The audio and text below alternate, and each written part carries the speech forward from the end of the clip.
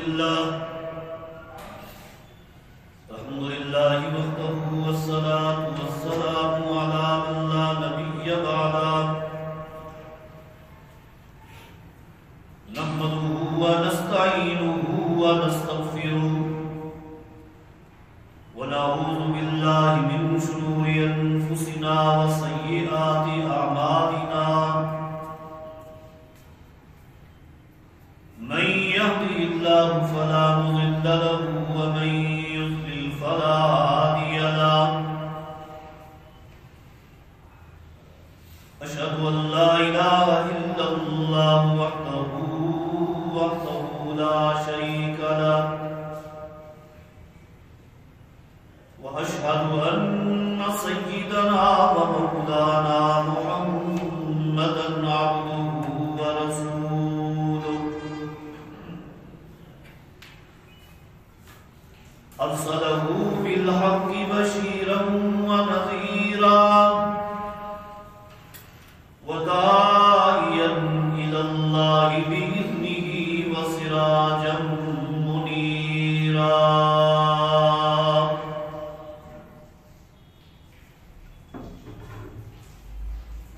أما بعد فإن أحسن الكلام كلام الله وأحسن الهدي هدي محمد صلى الله عليه وسلم وشر الأمور محدثاتها وكل محدثة بدعة وكل بدعة ضلالة وكل ضلالة في النار من يطع الله ورسوله فقد رشد واهتدى ومن يعص الله ورسوله فقد ضل وغوى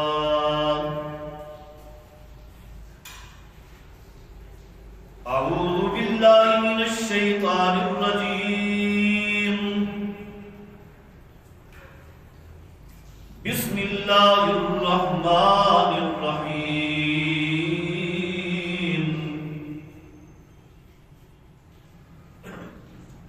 إنما المؤمنون الذين آمنوا بالله ورسوله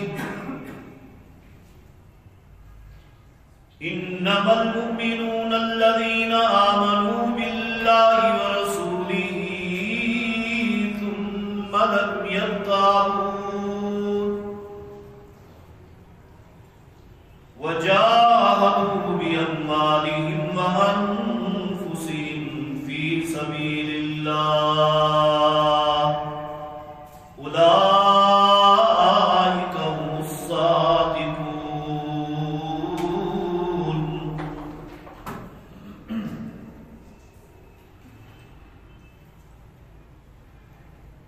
مختصر حمد و ثنا اور درود و سلام کے بعد میں دعا گو ہوں کہ میں نے آپ حضرات کے سامنے قرآن مقدس کا جو حصہ تلاوت کیا ہے، اللہ رب کریم مجھے حق گوئی کی توفیق عطا فرمائے۔ اللہ رب کریم سے یہ بھی التجا ہے، اللہ رب کریم مجھے اور آپ جمیع ساتھیوں کو قرآن و حدیث کی فہم اور اس پر عمل پیرا ہونے کی توفیق عطا فرمائے۔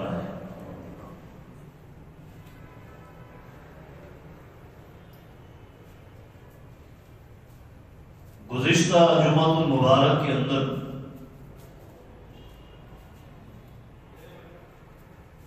چند گزارشات اس عنوان سے رکھی تھی کہ حقیقی مومن کون ہے، اور اس کے لیے ایک نقطے پر بحث کی تھی کہ اللہ رب کریم کا ارشاد ہے، حقیقی مومن کی پہچان یہ ہے، مومن وہ ہے جو اللہ اور اس کے رسول صلی اللہ علیہ وسلم پر ایمان لائے اور پھر اس میں شک نہ کرے، یعنی اللہ پر ایمان لانے کے بعد اللہ تعالیٰ کی کسی ایک بات پر شک نہ کرے، اور بالکل اسی طرح جو شخص رسول اکرم صلی اللہ علیہ وسلم پر ایمان لائے، ایمان لانے کے بعد آپ صلی اللہ علیہ وسلم کی کسی ایک بات پر شک نہ کرے۔ لہذا آج کا جو ہمارا دوسرا نقطہ ہے وہ یہ ہے کہ رسول پر ایمان لانے کے بعد شک نہ کرنا، چاہے اللہ کے رسول صلی اللہ علیہ وسلم کا قول و عمل برادری کے خلاف ہو، قوم علاقے کے خلاف ہو، انسان کی اپنی ذہن کے خلاف ہو، ان ساری چیزوں کو چھوڑ کر ایمان بالرسول کا تقاضا یہ ہے کہ وہ حق اور سچ مانے اللہ کے رسول صلی اللہ علیہ وسلم کے قول و عمل۔ یہ بات ناممکن نہیں ہے کہ بعض چیزیں، بعض اعمال، بعض اقوال رسول انسان کی عقل سے بالا تر ہوتے، عقل کے خلاف ہوتے۔ یہ بات ناممکن نہیں، ایسا ہو سکتا ہے، لیکن ایمان کا تقاضا یہ ہے کہ اللہ کے پیغمبر صلی اللہ علیہ وسلم کے اس قول کو عقل کے خلاف سمجھ کر، برادری کے، قوم کے، وڈیروں کے خلاف سمجھ کر چھوڑ نہیں دینا، بلکہ پیغمبر کے اس قول کو اللہ کی وحی سمجھ کر اس میں شک نہیں کرنا اور اس کو مان لینا ہے، عمل کرنا۔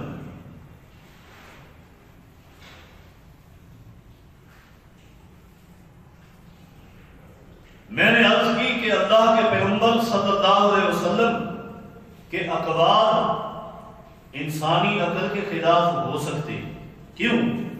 اس لیے کہ عقل ایک محدود چیز کا نام ہے اور دین اللہ تعالیٰ کی وحی کا نام ہے،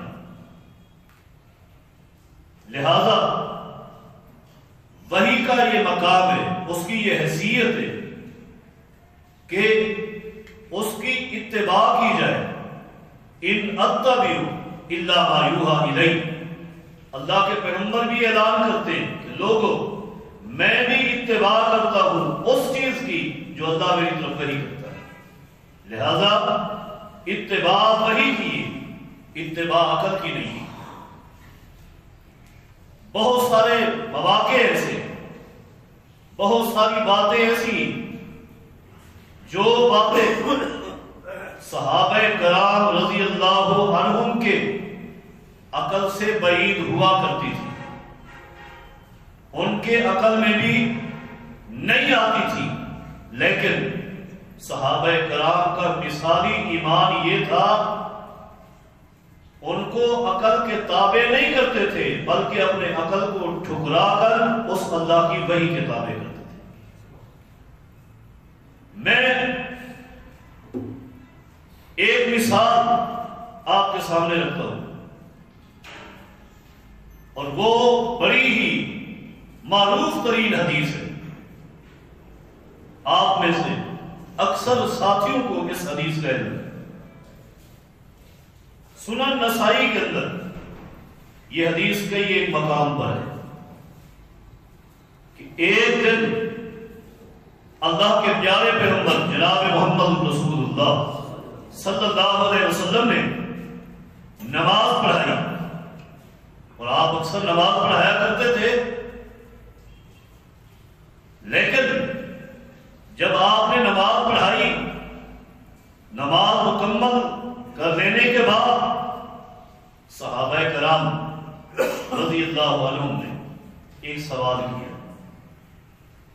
سوال کیا کہ آج اس نماز کے اندر اللہ کے پیغمبر صلی اللہ علیہ وسلم نے وہ کام کیے جو آج سے پہلے کبھی نماز میں نہیں ہوا کرتے تھے۔ اس لیے پوچھا، دریافت کیا کہ اللہ کے رسول صلی اللہ علیہ وسلم، آج جو آپ نے نماز پڑھائی تو آپ کے کچھ کام ایسے تھے جو آج سے پہلے کبھی نہیں ہوئے، کیا؟ ایک کام تو یہ تھا، رأیناک تناولت شیئا، ہم نے آپ کو دیکھا، آپ مصلی پہ کھڑے ہوئے، ہم پچھلی صف میں کھڑے ہوئے، مصلی اور صف کے درمیان، پہلی صف کے درمیان کتنا فاصلہ؟ 4 فٹ کا فاصلہ ہے، 4.5 کا ہو جائے گا، اتنا فاصلہ ہے۔ اب پہلی صف والوں کو امام نظر آ رہا ہے، امام کی حرکات و سکنات پہلی صف والے دیکھ رہے۔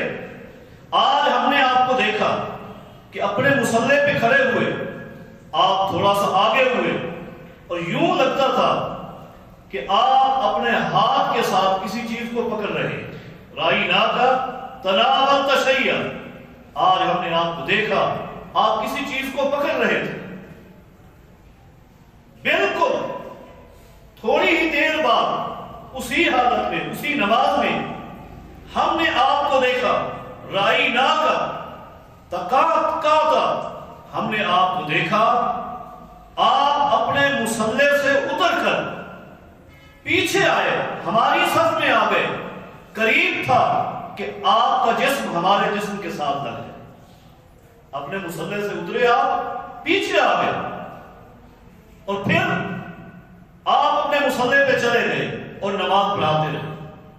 نماز مکمل ہو گئی، نماز تو باقی ہم نے دیکھی ہوئی، لیکن آج یہ 2 چیزیں یہ آج سے پہلے نہیں ہوئی۔ آپ آگے بڑھے، پیچھے آئے، کیا وجہ تھی؟ وجہ پوچھی، نماز کا انکار نہیں کیا، وجہ پوچھی۔ رسول اکرم صلی اللہ علیہ وسلم فرماتے ہیں، جی ہاں، میں آگے بھی بڑھا، پیچھے بھی آیا۔ سنیے، جب میں آگے بڑھا، رأیت الجنت، میں نے جنت کو دیکھا۔ ایک روایت کے الفاظ ہے، اریت الجنت، مجھے جنت دکھلائی گئی، مجھے جنت دکھلائی گئی۔ اب یہ مصلی ہے اور یہ آگے دیوار ہے، کتنا فاصلہ ہے؟ کتنا فاصلہ ہے؟ اللہ کے پیغمبر کیا فرماتے ہیں؟ میں نے جنت کو دیکھا اسی فاصلے میں، جبکہ جنت آپ سب جانتے ہیں کہ جنت کے باغات ہیں، نہریں ہیں، محلات ہیں۔ نبی علیہ السلام فرماتے ہیں میں نے سب دیکھے، اور آپ کے علم میں ہے جنت میں ایک ایک درخت ایسا ہے کہ پوری زندگی اگر گھوڑا دوڑتا رہے تو اس کے سائے کی مسافت کو طے نہیں کر سکتے۔ اتنی بڑی جنت آپ کے سامنے آ گئی، میں نے دیکھی، خالی جنت دیکھی نہیں، فرمایا تم نے جو مجھے دیکھا، میں نے اپنے ہاتھ کو آگے بڑھایا، رأیت عنقوداً، میں نے جنت میں درخت دیکھے، پھلوں سے لدے ہوئے، اور ان کے خوشے، پھل، ٹہنیاں نیچے لٹکی ہوئی، بوجھ کی وجہ سے، وزن کی وجہ سے نیچے لٹکی ہوئی ہیں۔ میں نے چاہا کہ ایک خوشہ توڑ لوں، جنت کے پھلوں سے ایک خوشہ توڑ دوں. چھوٹا سا گوشہ ہے؟ نہیں. آپ شاید سوچے کہ چھوٹا سا ہے. اللہ کے پیغمبر فرماتے ہیں سنو، اگر میں جنت کے پھلوں سے ایک گوشہ توڑ دیتا لَأَكَلْتُمْ مَا بَقِيَتِ الدُّنْيَا، جب تک قیامت قائم نہ ہوتی تو اسی پھل کو کھاتے رہتے. اتنا بڑا گوشہ کہاں دیکھا؟ مصلے کے. کہاں دیکھا؟ اپنے مصلے کے آگے. جنت دیکھی، جنت کے محلات دیکھے، جنت کی ساری چیزیں دیکھی. یہ پھل توڑنا چاہا، ہاتھ آگے بڑھایا، نہیں توڑا. اگر توڑ لیتے قیامت تک میری پوری امت اسی پھل کو کھاتی رہتی، ختم نہ ہوتا. اتنی بڑی چیزیں دیکھی، یہ ساری دیکھی. حضرات اب آپ غور فرمائیے، یہ مصلے کے آگے تھوڑا سا فاصلہ ہے. اتنی بڑی جنت سامنے لائی گئی. اللہ کے پیغمبر فرماتے ہیں میں نے جنت کو دیکھا. پورے ذخیرہ حدیث میں میرا یہ چیلنج ہے، آپ پڑھیں، علماء سے پوچھیں، کسی مکتب فکر کا عالم ہو جائیں اس سے پوچھیں. پورے ذخیرہ حدیث میں کوئی ایک حدیث ایسی ہو کہ کسی صحابی نے کہا ہو اللہ کے پیغمبر ہم بھی تو آپ کے پیچھے تھے، آپ نے اتنی بڑی جنت دیکھ لی، باغ دیکھے، پھل دیکھے، ہم نے کیوں نہیں دیکھے؟ ہم نے کیوں نہیں دیکھے؟ کسی ایک صحابی نے یہ سوال کیا. سوال یہ کیا کہ نماز میں آگے پیچھے جاتے دیکھا. یہ عجیب بات تھی، لیکن جب وضاحت کی کہ میں نے جنت کو دیکھا، کسی ایک صحابی نے یہ سوال نہیں کیا کہ آپ نے دیکھ لی، ہم نے کیوں نہیں دیکھی. کیوں سوال نہیں کیا؟ اس لیے ان آمنوا بمثل ما آمنتم به فقد اهتدوا. اللہ نے ان کو ایمان مثالی عطا کیا، اور وہ ایمان تھا انما المؤمنون الذين آمنوا بالله ورسوله. مومن وہ ہیں اللہ پر ایمان لانے کے بعد اس کی بات میں شک نہیں کرتے، رسول اللہ پر ایمان لانے کے بعد رسول اللہ کی کسی خبر پر شک نہیں کرتے. اللہ کے رسول نے کہا ہے، حق ہے. اللہ کے پیغمبر نے دیکھا ہے، حق ہے. آپ اللہ کے رسول ہیں، آپ کی خبر سچی ہے. ہم امتی ہیں، آپ نے دیکھا ہے، آپ دیکھ سکتے ہیں. ہم نے نہیں دیکھا، ہم نہیں دیکھ سکتے. ہمارا کام یہ ہے کہ ہم نے پیغمبر کا کلمہ پڑھا اور پیغمبر جو خبر دیں گے ہم اسے سچا مانیں. کسی ایک صحابی نے شک کیا ہے؟ کوئی صحابی نہیں، کسی نے شک نہیں کیا. ٹھیک ہے، آپ نے جنت دیکھ لی، اس سے آگے چلیے. یہاں بس نہیں، ہو سکتا ہے کوئی شخص یہ اعتراض کرے کہ اللہ کے پیغمبر کو فوٹو دکھا دیا گیا، اللہ نے نقشہ سامنے لایا، لیکن اعتراض یہ بھی ختم ہے کہ پیغمبر پھل کو کیسے پکڑ رہے ہیں. پیغمبر نے پھل دیکھا اور پیغمبر کی زبان سچی. کیا فرماتے؟ آپ نے کبھی جھوٹ نہیں بولا. اس کی تو مشرکین مکہ بھی گواہی دیتے ہیں، جربنا لک مرارا فما وجدنا فیک الا صدقا. ہم نے ہزاروں بار آپ کا تجربہ کیا اور آپ کو سچا پایا. سچے. کیا فرماتے ہیں؟ میں پھل کو لے لیتا، قیامت تک تم کھاتے رہتے. آگے چلیے، یہی حدیث ہے. آگے آپ نے فرمایا آپ نے مجھے دیکھا کہ میں اپنے مصلے سے پیچھے ہوا. کیوں ہوا؟ رأیت النار وفی روایت ارید النار. اللہ نے اسی مقام میں کھڑے ہوئے مجھے جہنم دکھلائی. مجھے کیا دکھلائی؟ جہنم دکھلائی. جہنم میں کیا تھا؟ فرمایا رأیت فیہا امرأۃ طویلۃ سودا. میں نے جہنم کے اندر اس کالے رنگ کی لمبے قد والی عورت کو دیکھا جس نے بلی کو باندھ کر عذاب دیتے ہوئے مار دیا تھا. میں نے دیکھا وہ جہنم میں کھڑی ہے اور بلی اس کو نوچ رہی. میں نے اپنے آگے دیکھا. میں نے اسی جہنم کے اندر عرب کے اس شخص کو دیکھا جس کو ابن لہئی کہتے، الذی سیب السوائے، جس نے سب سے پہلے بتوں کے نام پر جانور چھوڑنے کا شرک شروع کیا تھا. میں بھی جہنم میں دیکھا ہے۔ صحابہ، میں نے اس جہنم کے اندر اس شخص کو بھی دیکھا کہ جس نے کنڈا لگائی ہوئی لکڑی بنائی ہوئی تھی لمبی سی، اور جس لکڑی سے بیت اللہ میں بیٹھ کر حاجیوں کے کپڑے اور احرام چوری کرتا تھا، میں نے اسے بھی جہنم میں دیکھا، اپنی اسی لکڑی کے سہارے جہنم میں جل رہا۔ میں نے اس کو بھی دیکھا۔ میں نے اسی جہنم میں عورتوں کی کثرت کو بھی دیکھا۔ یہ ساری چیزیں دیکھی، اور پھر آگے کیا فرمایا؟ اللہ قربان جائے، یہاں کسی ایک صحابی نے سوال کیا، اللہ کے پیغمبر، آپ کا اور ہمارا فاصلہ کوئی بڑا نہیں ہے، آپ نے پوری جہنم دیکھی، جہنم میں لوگوں کو جلتا دیکھا، عذاب ہوتا ہوا دیکھا، آپ نے دیکھ لیا، ہم نے کیوں نہیں دیکھا؟ آپ نے دیکھ لیا، ہم نے کیوں نہیں دیکھا؟ کسی ایک صحابی نے سوال کیا، نہیں کیا۔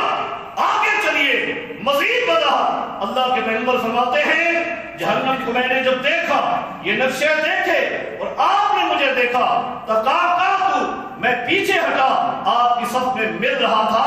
آپ نے کیا سمجھا؟ جہنم کے اندر میں نے آپ کو دیکھا، ایک حصہ آپ کا دوسرے حصے کو کھا رہا ہے، اور جہنم کی تپش یہ ہے، گرمی یہ ہے کہ میرے چہرے پر اس کی گرمی پڑی، بھاپ پڑی، میں جہنم سے دور ہو گیا، اور میں نے ہاتھ مارا، گرمی کو، بھاپ کو دور کر رہا تھا۔ جہنم کی گرمی بھی میرے پاس آئی، جہنم کی گرمی بھی میں نے محسوس کی۔ حضرات، یہ اس سے بڑھ کر وضاحت ہے۔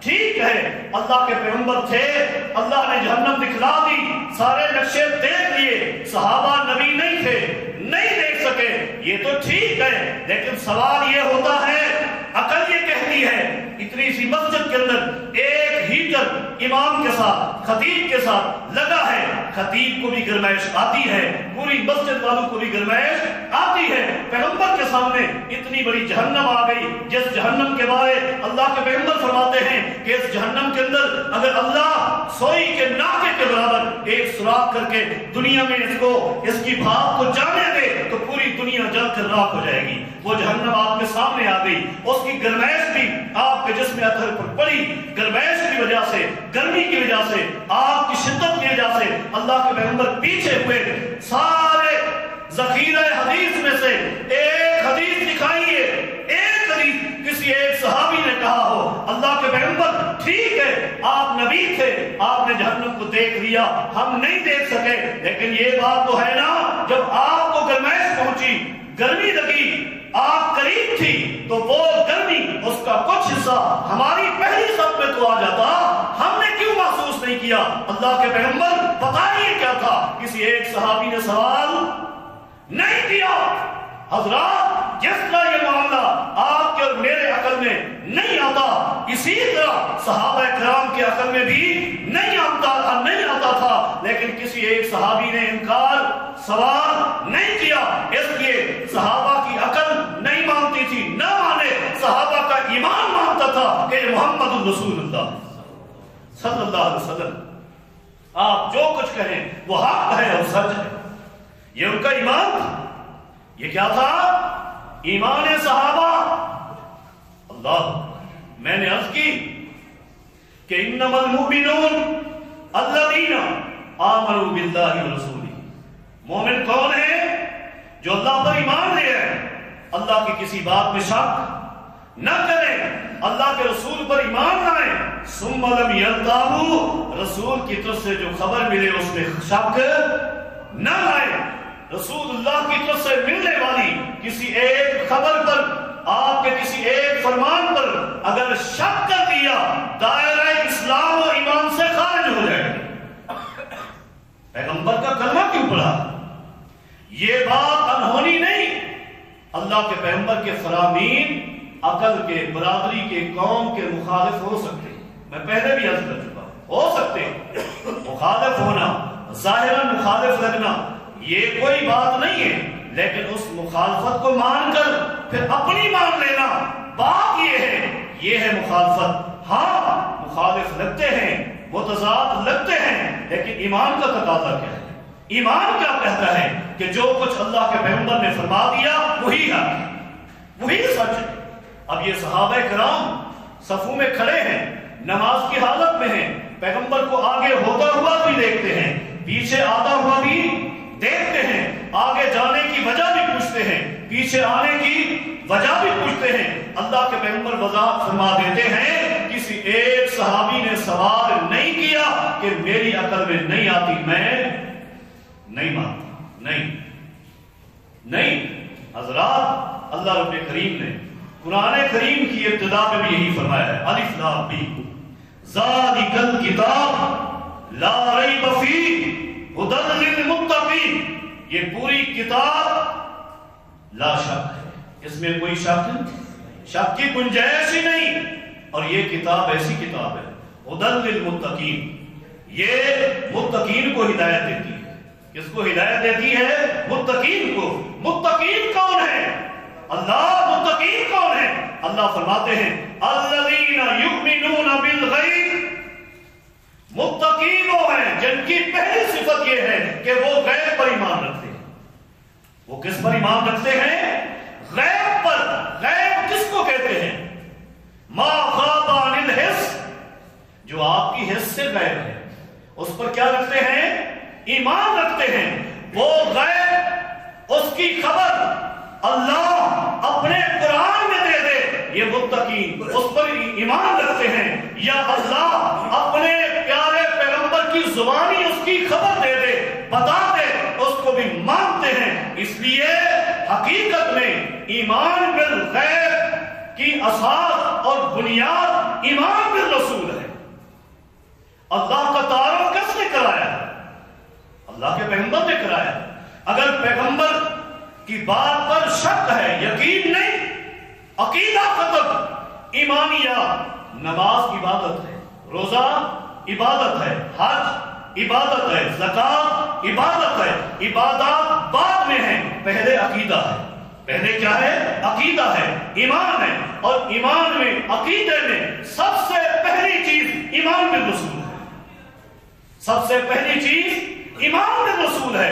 اللہ کی ذات و صفات پر بھی اس وقت تک آپ ایمان نہیں لا سکتے جب تک کہ آپ کا ایمان محمد رسول اللہ کے بارے میں درست نہ ہو۔ اللہ کا تعارف کس نے کروایا ہے؟ قرآن کریم کا تعارف کس نے کروایا ہے؟ اللہ کے پیغمبر نے کروایا ہے صلی اللہ علیہ وسلم۔ تو سب سے پہلے ایمانیات ہے، اور ایمانیات میں سب سے پہلی چیز کیا ہے؟ سب سے پہلی چیز ایمان بالرسول ہے۔ میں پہلے بھی عرض کر چکا کہ بعض چیزیں عقل کے خلاف آ جاتی ہیں، لیکن یہ قانون بنا لینا، یہ قاعدہ بنا لینا کہ جی دین اسلام کو مانیں گے، اللہ کے پیغمبر کی باتوں کو مانیں گے، ہمارا ایمان ہے، لیکن ہمارا قاعدہ یہ ہے، ہمارا قانون یہ ہے کہ پیغمبر کی جو حدیث قرآن کریم کے مخالف آئے گی ہم اس کو نہیں مانیں گے، پیغمبر کی جو حدیث ہمارے عقل سلیم کے مخالف آئے گی ہم اس کو نہیں مانتے۔ یہ قانون ہی ایسا قانون ہے کہ میں اس قانون پر ماتم کرتا ہوں۔ یہ قانون کس نے بنایا؟ شریعت کو پرکھنے اور اس کو عمل کرنے کا قانون صرف اور صرف محمد رسول اللہ بنا سکتا ہے۔ اور آپ نے کسی حدیث میں فرمایا ہے کہ جو میری حدیث قرآن کے مخالف کو چھوڑ دو، جو میری حدیث تمہاری عقل کے خلاف وہ چھوڑ دو۔ حضرات آپ فیصلہ کریں، میں آپ سے پوچھتا ہوں، آپ فتویٰ دیں، کیا آپ نے کلمہ محمد رسول اللہ کا پڑھا ہے یا اپنی عقل کا پڑھا ہے؟ رسول اللہ کا کلمہ پڑھا ہے، تو پھر رسول اللہ کی ماننی ہے، عقل کی نہیں ماننی۔ اگر عقل کا کلمہ پڑھا ہے تو پھر عقل کی مان۔ اور یہ نوٹ کر لو، اللہ کے پیغمبر کی کوئی ایک حدیث پورے ذخیرہ حدیث میں قرآن کریم کے مخالف ہو ہی نہیں سکتی۔ یہ عقیدہ بنا، یہ عقیدہ ہے۔ کیوں؟ اس لیے کہ پیغمبر کی حدیث اللہ کی وحی، قرآن اللہ کی وحی، یہ ہو ہی نہیں سکتا کہ کائنات کا رب جو تمام عیبوں سے پاک وہ وحی کرے اور اس کی وحی میں مخالفت ہو۔ ایک دفعہ قرآن میں وحی کر دے، وہ کچھ اور کہے، حدیث میں وحی کرے، وہ اس کے مخالف ہو، نہیں ہو سکتا۔ اس لیے حدیث اللہ کی وحی، قرآن اللہ کی وحی، اور اللہ کی وحی میں مخالفت اور تضاد نہیں ہو سکتا۔ اور دوسری بات رہی عقل کے مخالف ہونا، عقل آپ کی عقل کمزور ہے، میری عقل کمزور ہے۔ اللہ نے یہ نہیں فرمایا کہ عقل کی اتباع کرو، عقل تمہارے لیے نمونہ ہے، نہیں۔ اللہ نے کیا اعلان کیا؟ لوگو لقد کان لکم فی رسول اللہ اسوۃ حسنہ۔ اسوہ حسنہ نمونہ رسول اللہ کی ذات ہے، رسول اللہ کی بات ہے۔ عقل نمونہ نہیں، عقل اتباع کے لائق نہیں، اتباع اللہ کی وحی کی ہے، اور وہ حدیث کے ذریعے ہو سکتی ہے، وہ حدیث کے ذریعے ہو سکتی ہے۔ حضرات آئیے میں آپ کو امام ترمذی رحمہ اللہ، جن کی ایک عظیم ترین تصنیف ہے جامع ترمذی، آپ پڑھتے ہیں جانتے ہیں، امام ترمذی رحمہ اللہ قربان جائیں حدیث کو پڑھنے کے بڑے شوقین تھے، بڑا جذبہ تھا، بڑی محبت تھی حدیث سے۔ امام ترمذی رحمہ اللہ، ان کا نام محمد تھا، ان کے والد کا نام عیسیٰ تھا، محمد ابن عیسیٰ۔ ان کے والد عیسیٰ وقت کے ایک بہت بڑے عالم تھے، وہ بھی بہت بڑے عالم تھے۔ بیٹے کو دیکھا، حدیث سے بڑی محبت ہے، پڑھتے ہیں تو کہا بیٹا تیری محبت، تیرا جذبہ میں نے دیکھا کہ حدیث کے ساتھ بڑی محبت ہے، لیکن آج میں تجھے ایک نصیحت کرتا ہوں، اسے یاد رکھنا، اسے یاد رکھنا۔ نصیحت کیا ہے؟ فرمایا بیٹا حدیث کے ساتھ محبت کر، پڑھ، لیکن یہ خیال کرنا کل قیامت کا دن ہوگا، بہت سارے لوگ حدیث کی وجہ سے جنت میں جائیں گے، اور بہت سارے لوگ ایسے ہوں گے جو پیغمبر کی حدیث کی وجہ سے جہنم میں جائیں گے۔ یہ خیال رکھنا۔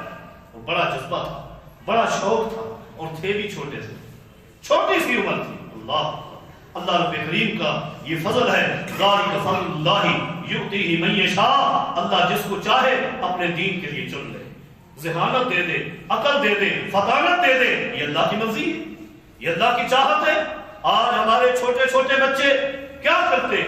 گھوم پھر رہے ہیں، کوئی کام نہیں، لیکن دیکھیے محدثین کو اللہ رب کریم نے دین کی خدمت کے لیے، دین کی حفاظت کے لیے چنا تھا۔ کیوں؟ اللہ کا وعدہ ہے اِنَّا نَحْنُ نَزَّلْنَا الذِّكْرَ وَإِنَّا لَهُ لَحَافِظُونَ، ہم نے یہ ذکر نازل کیا، اور ذکر قرآن و حدیث دونوں کو کہتے ہیں، وَإِنَّا لَهُ لَحَافِظُونَ، ہم اس کی حفاظت کریں گے قیامت تک۔ جائیں ایک چھوٹے سے بچے کو دیکھیں، 8 سال کا، 9 سال کا، قرآن کریم کا حافظ ہے، قرآن کریم کا حافظ ہے، قرآن کریم کے ایک